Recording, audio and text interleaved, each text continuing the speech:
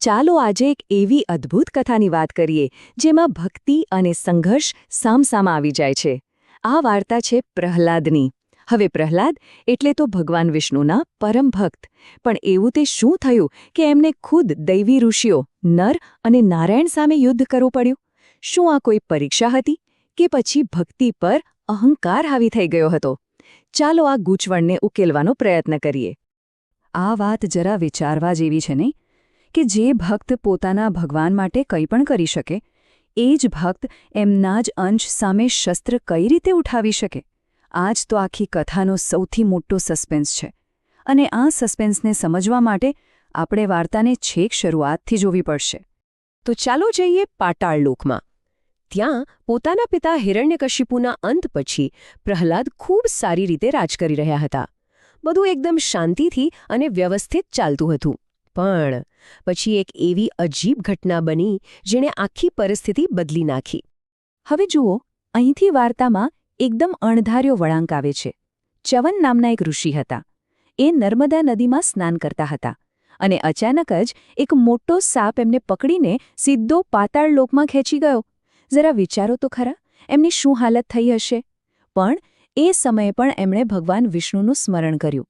અને બસ, ભગવાનના નામનો પ્રભાવ તો જુઓ, પેલા સર્પનું બધું ઝેર ઉતરી ગયું અને ઋષિને છોડી દીધા. હવે આ ઋષિ સીધા પહોંચ્યા પ્રહલાદના દરબારમાં. હવે પ્રહલાદ તો રાજા.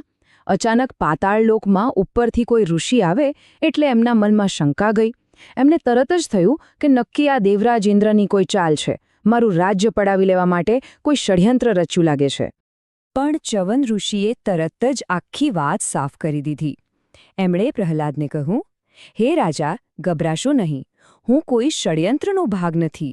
અરે, હું તો તમારી જેમ જ તીર્થયાત્રાએ નીકળ્યો છું અને વિષ્ણુનો જ ભક્ત છું. બસ આટલું સાંભળતા જ પ્રહલાદના જીવમાં જીવ આવ્યો. અને અહીંથી આ બંને ભક્તો વચ્ચેની મુલાકાત એક ખૂબ જ ઊંડા સંવાદમાં ફેરવાય છે.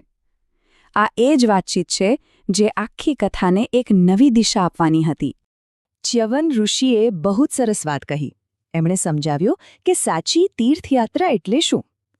એ કહે છે કે જે માણસ મન, વાણી અને કર્મથી શુદ્ધ હોય ને, એના માટે તો દરેક પગલો જ એક તીર્થ છે. એને ક્યાંય જવાની જરૂર નથી. સાચી પવિત્રતા અંદરથી આવે છે, કોઈ જગ્યાએ જવાથી નહીં. ઋષિના આ જ્ઞાનથી અને પૃથ્વી પરના પવિત્ર સ્થળો જેવા કે નૈમિષારણ્ય અને પુષ્કર તીર્થના વર્ણનથી પ્રહલાદ એટલા પ્રભાવિત થયા કે એમણે પણ નક્કી કરી લીધું કે બસ, હવે મારે પણ તીર્થયાત્રા પર જવું છે. અને તેઓ પોતાની સેના લઈને પાતાળલોકમાંથી નીકળી પડ્યા પૃથ્વી તરફ. તો પ્રહલાદ પહોંચ્યા નૈમિષારણ્ય, એકદમ પવિત્ર સ્થળ. પણ ત્યાં એમણે જે જોયું એ જોઈને એમને ભારે આશ્ચર્ય થયું. એ દ્રશ્ય એટલું વિચિત્ર હતું કે એમને પોતાની આંખો પર વિશ્વાસ જ ન આવ્યો. એમણે જોયું કે બે ઋષિઓ તપસ્યામાં લીન હતા, પણ એમની પાસે ધનુષ બાણ હતા. હવે આ જોઈને પ્રહલાદ વિચારમાં પડી ગયા. ભાઈ, તપસ્યા અને શસ્ત્રો, આ બે વસ્તુ તો એકસાથે કઈ રીતે હોઈ શકે? અને આ બે ઋષિઓ બીજા કોઈ નહીં પણ ખુદ નર અને નારાયણ હતા. એટલે પરિસ્થિતિ કેવી હતી જુઓ. એક બાજુ નૈમિષારણ્ય જેવી શાંત જગ્યા જ્યાં માત્ર તપ અને ધ્યાન જ હોય, અને બીજી બાજુ આ બે ઋષિઓ જે જાણે યુદ્ધ માટે સજ્જ થઈને બેઠા હોય. પ્રહલાદ માટે આ વાત સમજવી મુશ્કેલ હતી. એમના મનમાં સવાલોનો વંટોળ ઉઠ્યો. એટલે પ્રહલાદે જઈને એમને પૂછ્યું. તો નર અને નારાયણે એકદમ શાંતિથી જવાબ આપ્યો. એમણે કહ્યું, હે રાજા, અમે અહીં ધર્મની રક્ષા કરવા માટે બેઠા છીએ. આ જ કારણ છે કે અમારી પાસે શસ્ત્રો છે. પણ ખબર નહીં કેમ પ્રહલાદને આ જવાબ ગળે ન ઉતર્યો. કદાચ એમના ભક્ત હોવાના કે જ્ઞાની હોવાના અહંકારમાં એમણે ઋષિઓની વાતને ખોટી માની અને એમણે સીધો જ પડકાર ફેંકી દીધો. જો તમારામાં આટલી જ શક્તિ હોય તો મારી સાથે યુદ્ધ કરીને બતાવો. અને બસ, આ જ એમના જીવનની એક મોટી ભૂલ સાબિત થઈ. અને બસ પછી શું હતું? વાતચીતમાંથી વાત સીધી યુદ્ધ પર આવી ગઈ. અને એ પણ કોઈ માનુસૂનું નહીં, એક ભયંકર યુદ્ધ શરૂ થયું. એટલું ભયંકર કે એને જોવા માટે સ્વર્ગમાંથી દેવતાઓ પણ નીચે ઉતરી આવ્યા. શરૂ થયું એક ભીષણ યુદ્ધ. એક તરફ હતા ભક્ત પ્રહલાદ અને બીજી તરફ હતા યોદ્ધા ઋષિ નરનારાયણ. આ યુદ્ધ એટલું મોટું હતું કે જાણે આખું બ્રહ્માંડ એને જોઈ રહ્યું હતું. દેવતાઓ પણ આકાશમાંથી આ અદ્વિતીય લડાઈના સાક્ષી બનવા માટે આવ્યા હતા. અને આ લડાઈ લાંબી ચાલી, ખૂબ લાંબી. કોઈ હાર માનવા તૈયાર જ નહોતું. એનાથી ખબર પડતી હતી કે બંને પક્ષ કેટલા શક્તિશાળી હતા. કોઈ એકબીજાથી જરાયે ઉતરતું નહોતું.